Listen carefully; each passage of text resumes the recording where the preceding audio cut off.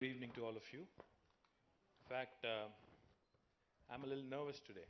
It's very unusual that a politician, when it comes to public speaking, is nervous. But this is something really. I'm extremely delighted, extremely happy to have all of you because I really was expecting about 150 to 200 people. But now here we are. I think the room's overflowing, and some of you are a little irritated about it as well. But nevertheless, I think it's good to have more of you. Wonderful to see all of you all in this room, and more importantly, all the right people on the podium as well.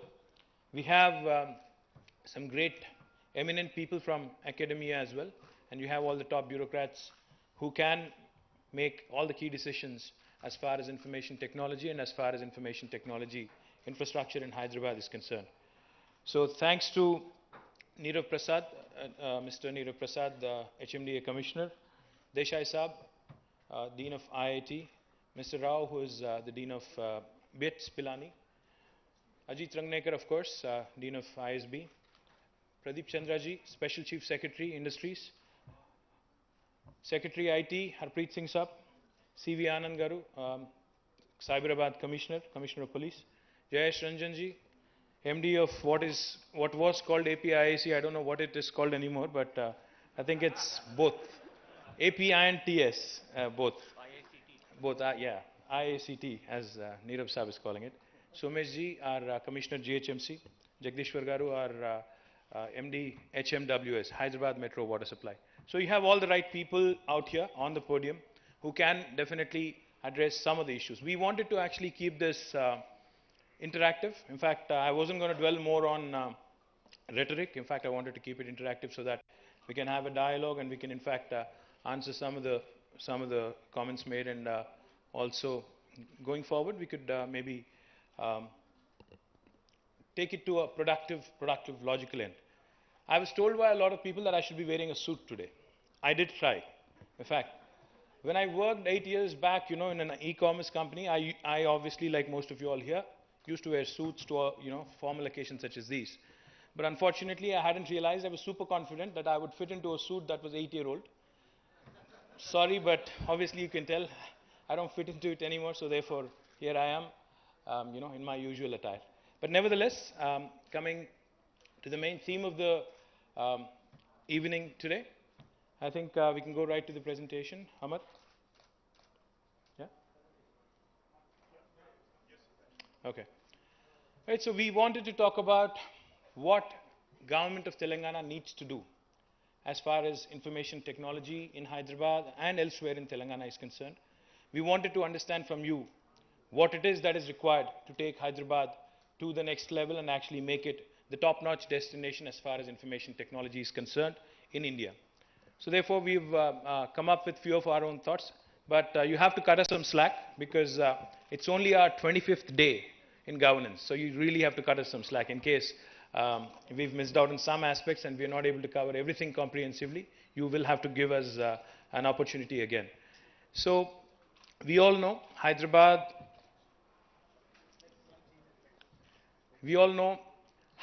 definitely is, as on today, sorry, watch out. Hyderabad definitely today is the second biggest exporter as far as IT is concerned.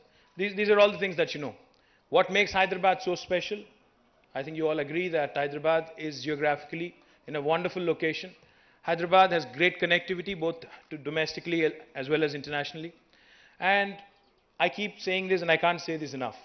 I think Hyderabad in today's India has the best value proposition for a city as far as IT is concerned. Hyderabad, when you look at it on a comparable scale, on a comparative scale, we have thrice the infrastructure of a city such as Bangalore, but our land prices are only 1/3 of what it is in Bangalore. And if you compare it to a Chennai, we have twice the infrastructure of Chennai, but we are only 1/2 the cost of Chennai if you take a quick comparison. Then a great cosmopolitan place which a lot of people from various parts of this country and various parts of this world have made their home. Hyderabad, as we all know, is a cosmopolitan city, known for its cuisine, known for its tehzeeb, known for a lot of choices, both lifestyle-wise and entertainment-wise as well. It's a wonderful city as far as weather is concerned. salubrious climate is what they call it. 300 days in a year. No city can boast of such wonderful climate where you can walk either with your suit on or off. And then this is definitely a veritable melting pot as far as cultures are concerned.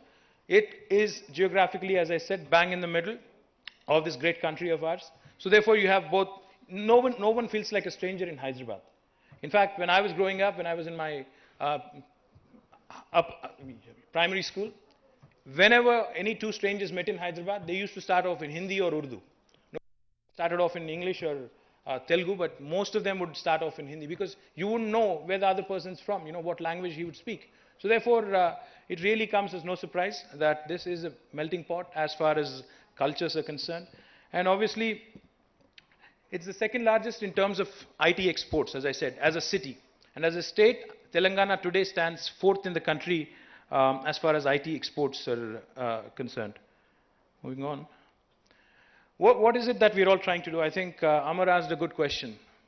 We all love this city. We all really cherish this city. Most of us who were born here, brought up here, who've come here recently, we all love this city so much that we really want to see this city go to the next level. That's essentially why we're all here. And therefore, information technology, we really want Hyderabad to be the top-notch destination of this country. And we are here to understand from you what it would take for the government to take. There are three stages here that we are talking about. IT inception, I think when Hyderabad initially started off, albeit slightly lately, I think we were at 284 crores with IT exports. And then now today we have more than 50,000 exports. In fact, we are compiling the latest figures of last year. Definitely we are going to do very, very well is what I'm told by our IT secretary. Very, very well compared to last year. But 50,000 is what it was. 50,000 crores plus is what it was in last year. But this year, definitely we are going to do better. So therefore, looking forward, the next generation of growth, Hyderabad is ideally poised now to take off to that stage. But what are the three things that were missing in the last 5 years, which certainly have slowed down the growth? I would say the number one thing was the lack of will to take decisions from both the policymakers in Hyderabad as well as in Delhi. We had the whole situation, the whole political equation with the Telangana movement. A lot of people would try to blame the movement per se as the main reason why the growth was impeded, but I actually differ. I have been saying this repeatedly. The real issue as to why investments into Hyderabad have slowed down in the last 5 years, while they have been coming in, but not at the pace at which they were expected. The real reason why the growth had slowed down in the last 5 years is not so much because of the agitation, but more than that, I think it was the lack of decisive leadership in Hyderabad and Delhi. Had there been decision making in place, had there been decisive leadership, which could have taken a call this way or that way, I don't think we would have been in the situation that we are in today. We definitely have done well. There's no question. The growth has been there, but not what it should have been, or not to the potential that Hyderabad was known for. So therefore, we are today poised ideally to take off. And the reason why I say this is threefold. One, stability is back. Political stability is here in Hyderabad, and so is it in Delhi. We have decisive leaders in the form of our Chief Minister here and in the form of our Prime Minister in Delhi. And the third thing, the global economic slowdown, which has definitely impacted the rest of the world, has impacted us as well. But now I think things are looking good. And so therefore, with the three things being in place, with decisive leadership, with stable government, with the global economic slowdown now showing signs of improvement, most definitely Hyderabad is likely to take off in days to come. So, as far as growth opportunities are concerned, our focus in the last 25 days has been on these 5 initiatives that we've been talking about. As soon as I took charge of the IT department, I started asking questions to a lot of people. I started off with our IT secretary, we had meetings with HICIA, we had meetings with TAI, we had meetings with various organizations. And the one question I kept asking them over and over was, we as a city, as Hyderabad, are exporting about $8 billion worth of IT. But whereas Bangalore is exporting about $21 billion worth, almost triple of what we do. I've asked this question to a lot of people. I said, what is it that Bangalore has, which Hyderabad does not? The two things I kept hearing repeatedly were, one, Hyderabad does not have the tech ecosystem, the technology ecosystem that supports, that cherishes, that nurtures innovation, research and development. So that's when the very second day after I took charge, I went right to ISB, Ajit Rangnekar, and we also had a joint meeting with Director of IIIT, Mr. Narayan, and Mr. Rangnekar was kind enough to have a meeting with all of us. And that's when we struck on this idea. That's when we came up with this thought that we can probably develop India's biggest incubating facility, tech incubating facility in this city of ours. And that's when we decided to collaborate. And going forward from now on, we are going to have the launch of phase 1 by the next 6 months. And then we will get to that stage where we will have the country's biggest incubator, which shall not only nurture, not only cherish, not only support research and development, because I am a firm believer.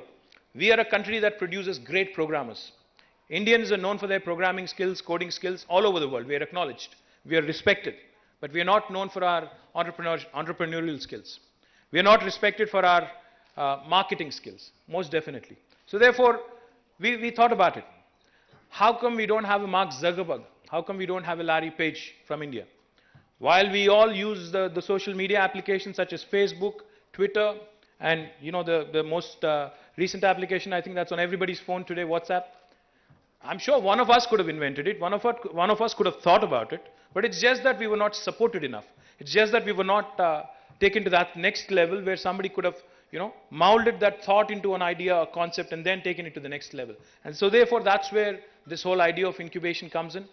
That's where the government of Telangana wants to play the role of a facilitator to ensure that the young graduates or to-be graduates in this city of ours actually have an opportunity to come, talk to people in IIIT, talk to people in ISB, and get some support from government of Telangana as well to take it to the next level. A wonderful thought should not be disrespected. The wonderful thought has to be nurtured. The wonderful idea has to be taken to the next level. That is the whole concept of incubation.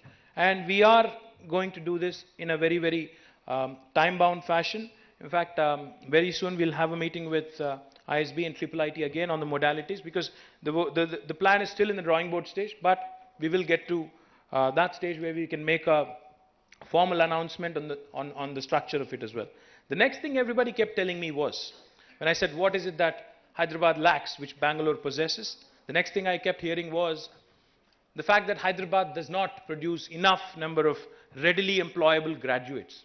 While we have about 200 plus professional colleges, both engineering and professional, we do not produce enough number of readily employable graduates. And I kept asking this question over and over. In fact, in the last 25 days, I must have had about 2,000 kids, 2,000 graduates or to-be graduates walking into my office, handing over a piece of resume saying, why don't you get me a job? So that's the situation we are in. While we have great many number of graduates being churned out by our engineering colleges and our professional colleges, not many of them are readily employable. Not many of them can immediately hit the ground running. So therefore, that's when we started thinking about coming up with a concept what we have tentatively titled TASK, T-A-S-K, the Telangana Academy of Skill and Knowledge. The idea here is very simple. It's a win-win situation for all of us. Now, as part of your corporate social responsibility, the bill which was passed in, I think, December it was, all the corporates who, I think, make a certain amount of profit are expected to play a certain role as far as the society is concerned. So therefore, what we have thought is, why can't we have a situation like all of you all in the room? This is where I'll need your support, in fact. All of you all in this room are concerned or are worried about skill development and lack of readily employable skills. And therefore, if all of you all can agree, if all of us can come together, if we can have a consortium of all the industry representatives here, be it from the gaming, be it from animation, be it from the software, be it from the hardware side, if we can have a consortium of the industry, and if that consortium can pick up a pool of graduates or to-be graduates in the third year of engineering or the second year of MCA, then what we can have is, we could have you adopt, we could have you pick some kids, some